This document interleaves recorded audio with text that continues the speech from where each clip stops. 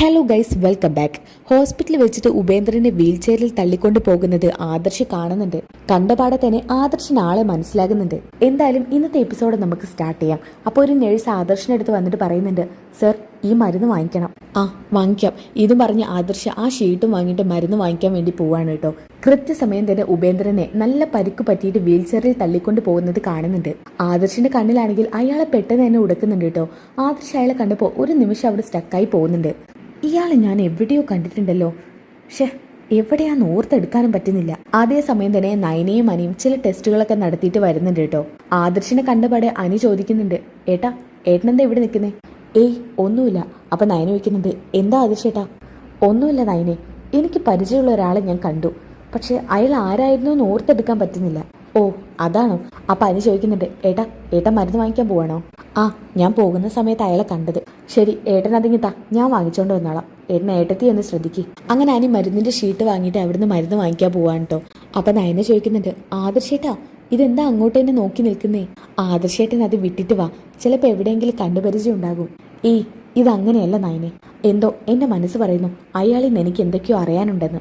കൃത്യസമയം തന്നെ ഡോക്ടറുടെ മുറിയിൽ നിന്നും ഒരു നേഴ്സ് അയാളെ തൊട്ടടുത്ത മുറിയിലേക്ക് കൊണ്ടുപോകുന്നുണ്ട്. ആ ഇത് നോക്കിയ നയനെ, ഞാൻ ഇയാളെ പറഞ്ഞത്. ഇയാളോ? ഇതാരാ ആദർശേട്ടാ? ആ നയനെ, എനിക്കിപ്പോഴാണ് ഓർമ്മ വന്നത്. അന്ന് അനിയുടെ കല്യാണ ദിവസം മുഹൂർത്തത്തോട് അടുക്കുന്ന സമയം അങ്കിൾ ഒരു ഫ്രണ്ടിനെ കാണാനെന്ന് പറഞ്ഞ് പുറത്തോട്ട് പോയില്ലേ? ആ സമയം ഞാൻ പോയിട്ടല്ലേ വേണുവെങ്കിലിനെ വിളിച്ചുകൊണ്ട് വന്നത്. അതെ ആദർശേട്ടാ, അന്ന് വേണുവെങ്കിൽ കാണാൻ പോയ ഫ്രണ്ട് ഇയാളാണ്. അല്ല, ഇയാൾക്കിപ്പോൾ ഇത് എന്തു പറ്റി? നയനെ, നീ ഒന്ന് ആലോചിച്ച് നോക്കിയേ. അന്ന് ഞാൻ പറഞ്ഞിരുന്നല്ലോ, ഇവരുടെ രണ്ടുപേരുടെയും സംസാരം അത്ര നല്ല രീതിയിലൊന്നും ആയിരുന്നില്ലെന്ന്. ഇയാൾക്ക് വേണുവെങ്കിൽ എന്തോ കടം കൊടുക്കാനുണ്ടായിരുന്നു, അതിന്റെ പേരിൽ വഴക്കുണ്ടാക്കിയ അയാൾ അങ്ങോട്ട് വന്നത്. ഞാൻ ഇടപെട്ടുകൊണ്ട് മാത്രമാണ് അതത്ര വലിയ വിഷയമാകാതിരുന്നത്. അപ്പം നയന പറയുന്നുണ്ട്, ആദർശേട്ടാ അങ്ങനെയാണെങ്കിൽ ഇയാളുടെ അടുത്ത് നിന്ന് നമുക്ക് പല സത്യങ്ങളും അറിയാനുണ്ട്. അതെ, പക്ഷേ ഇപ്പം അതിനെ പറ്റിയൊരു സമയമല്ലല്ലോ. ആദർശേട്ടാ ഇപ്പം നമ്മൾ അതൊന്നും നോക്കേണ്ട. എന്നാലും നയനെ, എനിക്കിതങ്ങ് വിട്ടുകളയാൻ പറ്റുന്നില്ല. ഒരു കാര്യം ചെയ്യാം, ഞാൻ ഒന്ന് തിരക്കിയിട്ട് വരാം. നീ തൽക്കാലം അങ്ങോട്ട് പൊക്കോ. എന്തെങ്കിലും ആവശ്യമുണ്ടെങ്കിൽ എന്നെ വിളിച്ചാൽ മതി. ശരി ആദർശേട്ടാ. അങ്ങനെ ആദർശ് ഉപേന്ദ്രനെ മുറിയിലാക്കിയോടത്തേക്ക് പോകുന്നുണ്ട് കേട്ടോ. ഉപേന്ദ്രനെ ഉള്ളിലാക്കിയിട്ട് ഒരു നേഴ്സ് മുറിയിൽ നിന്ന് പുറത്തോട്ട് വരുന്നുണ്ട്. അതെ, അയാൾക്ക് എന്തു പറ്റിയതാ? അപ്പൊ നേഴ്സ് പറയുന്നുണ്ട്, അത് അയാൾക്ക് നല്ല തല്ലുകൊണ്ടിട്ടുണ്ട്, ആരോ കയ്യിൽ നിന്ന് ആവശ്യത്തിന് കിട്ടിയതാ. അല്ല, കുട്ടിക്ക് അയാളുടെ പേരറിയോ? ഇല്ല സർ, ഞാൻ അയാളൊന്ന് ഹെൽപ്പ് ചെയ്തെന്നുള്ളൂ, അല്ലാതെ അയാളെക്കുറിച്ച് എനിക്ക് കൃത്യമായിട്ടൊന്നും അറിയില്ല. ആ താങ്ക് യു. ഇതും പറഞ്ഞ് ആദർശ് നേരെ ഡോക്ടറെ കാണാൻ വേണ്ടി പോവാണ്. ഡോക്ടർ മുറിയിലേക്ക് കയറുന്നുണ്ട് കേട്ടോ. അപ്പൊ ഡോക്ടർ പറയുന്നുണ്ട്, ആ ആദർശ് ഇരിക്കൂ. എന്താ ആദർശ്? മാഡം, ഇപ്പൊ ഇവിടുന്ന് ഒരു പേഷ്യന്റിനെ വീൽ ചെയറിൽ കൊണ്ടുപോയില്ലേ? അതെ. അയാൾക്ക് എന്തു പറ്റിയതാ? ആദർശിന് അയാൾ അറിയോ? ഏയ് എനിക്കറിയൊന്നുമില്ല, പക്ഷേ എനിക്ക് അയാളെ നല്ല കണ്ടുപരിചയമുണ്ട്. എന്താ ഡോക്ടർ അയാൾക്ക് പറ്റിയത്? ഒന്നും പറയണ്ട, അയാൾ നന്നായിട്ട് മദ്യപിച്ചിട്ടുണ്ട്, കൂട്ടത്തിൽ ഗുണ്ടകളെടുത്ത് നല്ലോണം പെരുമാറിയിട്ടുമുണ്ട്. ശരീരം മുഴുവനും ചതവ് ഒടിവാ. ശരിക്കും പറഞ്ഞാൽ ഒന്ന് സംസാരിക്കാൻ പോലും പറ്റാത്ത അവസ്ഥയിൽ അയാളിപ്പോ. ഡോക്ടർ അയാളുടെ പേരെന്താ? പേര് ഒരു ഉപേന്ദ്രൻ. അയാള് ഈ പലിശക്ക് പണം കൊടുക്കുന്ന ആളാ. കൂടുതലായിട്ട് എനിക്കൊന്നും അറിയില്ല. ഒരാഴ്ചയായിട്ട് അയാളിപ്പോൾ ഈ ഹോസ്പിറ്റലുണ്ട്. ഇതുവരെ ഡോക്ടർ സുജിത്തായിരുന്നു നോക്കിക്കൊണ്ടിരുന്നത്. ഇന്നു മുതൽ ഒരാഴ്ചത്തേക്ക് ഡോക്ടർ ലീവാണ്. അതുകൊണ്ടാണ് ഞാൻ നോക്കിയത്. എന്തു പറ്റി ആദർശ്? എന്തെങ്കിലും കുഴപ്പമുണ്ടോ? ഏയ് കുഴപ്പമൊന്നും ഉണ്ടായിട്ടില്ല.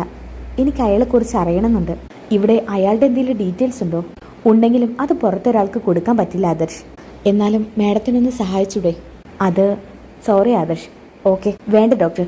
അയാളുടെ കൂടെ മറ്റാരെങ്കിലും വന്നിട്ടുണ്ടോ? ആദ്യം കാണിക്കാൻ വന്നിരുന്നു, പിന്നെ ഇടയ്ക്കും തലയ്ക്കൊക്കെ ആയിട്ട് ഒന്ന് രണ്ട് പയ്യന്മാർ വരാറുണ്ട്. ശരിക്കും പറഞ്ഞാൽ ഇവരെയൊക്കെ കണ്ട ഗുണ്ടകളെ പോലെ ഇരിക്കും, മൊത്തത്തിലൊരു ഗുണ്ടാ സംഘം. ശരി ഡോക്ടർ. ഇതും പറഞ്ഞ് ആദർശ് ഇറങ്ങാൻ നിൽക്കുമ്പോൾ വീണ്ടും അങ്ങോട്ടേക്ക് തന്നെ വരുന്നുണ്ടോ. എന്നിട്ട് ഡോക്ടറോട് ചോദിക്കുന്നുണ്ട്, ഡോക്ടർ എനിക്കൊന്ന് അയാളെ കണ്ട് സംസാരിക്കാൻ പറ്റുമോ? അത് അയാളെ അധികം സംസാരിപ്പിക്കരുത്, അയാൾക്ക് അങ്ങനെ സംസാരിക്കാൻ പറ്റുന്ന സ്ഥിതിയിലല്ല. ഇല്ല ഡോക്ടർ, എനിക്ക് കുറച്ച് കാര്യങ്ങൾ മാത്രം അറിഞ്ഞാൽ മതി. ശരി, ആദർശ് എനിക്ക് വിശ്വാസമാണ്. അയാളെ കൂടുതൽ സ്ട്രെയിൻ എടുപ്പിക്കാതിരുന്നാൽ മതി. ശരി ഡോക്ടർ. ഇതും പറഞ്ഞ് ആദർശ് നേരെ അയാളെ കാണാൻ വേണ്ടി പോവാണ് കേട്ടോ. അങ്ങനെ മുറിയിലോട്ട് കയറിയപ്പോൾ തന്നെ 4 ഗുണ്ടകൾ നിരന്ന് അവിടെ നിൽക്കുന്നുണ്ട്. അവർ ഓറഞ്ചും ആപ്പിളൊക്കെ ഇങ്ങനെ കഴിച്ചുകൊണ്ടിരിക്കുകയാണ്. അപ്പൊ അതിലൊരു ഗുണ്ട ആദർശിനെ കണ്ടപ്പോൾ പറയുന്നുണ്ട്, എന്ത് വേണം? അപ്പൊ ആദർശ് പറയുന്നുണ്ട്, ഞാൻ ഇയാളെ കാണാൻ വന്നതാ. എന്തിനാ? വല്ല ഡീലിങ്സ് ഉറപ്പിക്കാനാണോ? അണ്ണനിപ്പോൾ ഒട്ടും വയ്യ. പൈസയ്ക്ക് വല്ലതും ആണെങ്കിൽ പോയിട്ട് ഒരാഴ്ച കഴിഞ്ഞിട്ട് വാ, അപ്പം നമുക്ക് തീരുമാനിക്കാം. എനിക്ക് പണമൊന്നും വേണ്ട. പിന്നെതാ, നീ പണം തരാനുള്ള ആളാണോ? എന്നാ മോൻ പിന്നെ തന്നിട്ട് പോയാൽ മതി. അതിന് ഞാൻ നിങ്ങളുടെ കയ്യിൽ നിന്ന് കാശ് വാങ്ങിച്ചിട്ടുണ്ടെങ്കിലല്ലേ തരേണ്ട ആവശ്യമുള്ളൂ. പിന്നെ നീ എന്തിനാടാ അണ്ണനെ കാണാൻ ഇങ്ങോട്ട് വന്നേ? അത് ഞാൻ ഇയാളോട് പറഞ്ഞോളാം, നിങ്ങളൊന്ന് പുറത്തേക്ക് വെക്കുമോ? അതെങ്ങനെയാ ശരിയാവുക? തനിക്ക് പറയാനുള്ളത് കേൾക്കാനുള്ള ഒരു മാനസികാവസ്ഥയിലല്ല ഇപ്പം അണ്ണൻ. അപ്പം തന്നെ ഉപേന്ദ്രൻ പറയുന്നുണ്ട്, ആരാ അണ്ണ? ഏതോ ഒരു സ്റ്റാൻഡേർഡ് ലെവലാതി അണ്ണനെ കാണാൻ വന്നിരിക്കുന്നു. പണത്തിനാണെങ്കിൽ ഇപ്പം നടക്കില്ലെന്ന് പറ. പണത്തിനൊന്നും അല്ല, പിന്നെ പണം തരാനുള്ളവനാണോ? ഏയ് അതുമല്ല അണ്ണ. കണ്ടിട്ട് അയാളെ വലിയ ടിപ് ടോപ്പ് ലുക്കൊക്കെ ഉണ്ട്. എന്തോ ഡീലിങ്സിനാണെന്നാ തോന്നുന്നത്. വിളിക്കട്ടെ അണ്ണ? എന്തായാലും എനിക്കിപ്പോൾ വയ്യ. എന്നാ പിന്നെ വയ്യാന്ന് പറയാലേ അണ്ണ? എന്തെങ്കിലും പറഞ്ഞ് ഒഴിവാക്കടോ. അപ്പം അയാൾ ആദർശനോട് പറയുന്നുണ്ട്, കേട്ടല്ലോ അണ്ണൻ ഇപ്പം ആരോടും സംസാരിക്കാൻ വയ്യ. ഡീലിങ്സ് വല്ലതും ആണെങ്കിൽ ഞാൻ പറഞ്ഞല്ലോ, ഒരാഴ്ച കഴിഞ്ഞിട്ട് വീട്ടിലോട്ട് വന്നാൽ മതി. അപ്പോഴേക്ക് അണ്ണൻ ഡിസ്ചാർജ് ആവും. ഇപ്പം അണ്ണൻ ഒട്ടും വയ്യ. ഡോ, താനെന്തെന്നെ കളിയാക്കുവാ? ചേട്ടാ, എനിക്ക് നിങ്ങളോടാ സംസാരിക്കാനുള്ളത്. ഞാൻ അനന്തപുരിയിലെ ആദർശ. ഇത് കേട്ടപ്പോൾ തന്നെ ലക്ഷങ്ങളാണല്ലോ ആ വേണു കൊടുക്കാനുള്ളത്. അതുകൊണ്ട് തന്നെ പതുക്കെ കഷ്ടപ്പെട്ടിട്ട് തിരിഞ്ഞു കിടക്കാണ് ഉപേന്ദ്രൻ. അനന്തപുരിയിലെ പയ്യനാണോ? അതെ, അന്ന് കല്യാണ സമയത്ത് വേണുവെങ്കിലിൻ്റെ കൂടെ ഉണ്ടായിരുന്നു. എനിക്ക് മനസ്സിലായി. ഞാൻ നിങ്ങളോട് ഒരു കാര്യം ചോദിക്കാൻ വന്നതാ. കൂടുതലൊന്നും ഡോക്ടർ പറയേണ്ടെന്ന് പറഞ്ഞിട്ടുണ്ട്. അതുകൊണ്ട് എൻ്റെ ചോദ്യത്തിന് മാത്രം മറുപടി തന്നാൽ മതി. അപ്പോൾ ഒരു ഗുണ്ട പറയുന്നുണ്ട്, ഡാഡാ താടികേടാ വണ്ടിക്ക് പോവാൻ നോക്കടാ. അല്ലെങ്കിൽ നിന്റെ ചോദ്യത്തിന് ഉത്തരം തരാൻ നിൽക്കുമല്ല അണ്ണൻ. ഒന്ന് പോയേടാ. മിണ്ടാണ്ടിരിക്കടാ അസത്തെ. തൂക്കി വരിച്ച് ഞാൻ നിന്നെ എറിയും. എന്തൊക്കെയാണ് ഈ പറയുന്നത്? ഈ അണ്ണൻ എങ്ങനെയാ? തിന്നാൻ കിട്ടിയില്ലെങ്കിൽ പിച്ചും പേയും പറയും. പോടാ എൻ്റെ കൺമുമ്പിന്ന്. അപ്പം ആദർശ് പറയുന്നുണ്ട്, അതെ നിങ്ങളോടൊന്ന് ഇവിടുന്ന് മാറി തരാനാ പറയുന്നത്. അങ്ങനെ നീ ഇപ്പം ഞങ്ങളെ മാറ്റണ്ട. അണ്ണൻ പറയട്ടെ ഞങ്ങളോട്. എടാ പോടാ. അപ്പം മറ്റൊരുത്തൻ പറയുന്നുണ്ട്, എടാ നമ്മളോട് പോവാനാ പറയുന്നത്, പോവാം. അങ്ങനെ ഈ ഗുണ്ടകൾ അവിടുന്ന് മാറിക്കൊടുക്കുന്നുണ്ട് കേട്ടോ. അപ്പം ആദർശ് പറയുന്നുണ്ട്, ചേട്ടാ അന്ന് വേണമെങ്കിലായിട്ട് നിങ്ങൾക്ക് എന്തെങ്കിലും പ്രശ്നം ഉണ്ടായിരുന്നു? എനിക്ക് അയാൾ പണം തരാനുണ്ടായിരുന്നു. എത്ര? അത് ലക്ഷങ്ങൾ. ലക്ഷങ്ങളോ? അപ്പോൾ വലിയ ബിസിനസ് ആയിരുന്നു നിങ്ങൾ തുടങ്ങിയത്? ബിസിനസ്സോ? എന്ത് ബിസിനസ്? ഒരു ബിസിനസ്സും അല്ല. ഞാൻ പലിശക്ക് പണം കൊടുക്കുന്ന ആളാ. അവൻ എൻ്റെ കയ്യിൽ നിന്ന്. അത് പറഞ്ഞപ്പോഴേക്കും ഉപേന്ദ്രൻ്റെ തൊണ്ടയിൽ എന്തോ കുടുങ്ങി മുറിയുന്ന പോലെ തോന്നുക കേട്ടോ.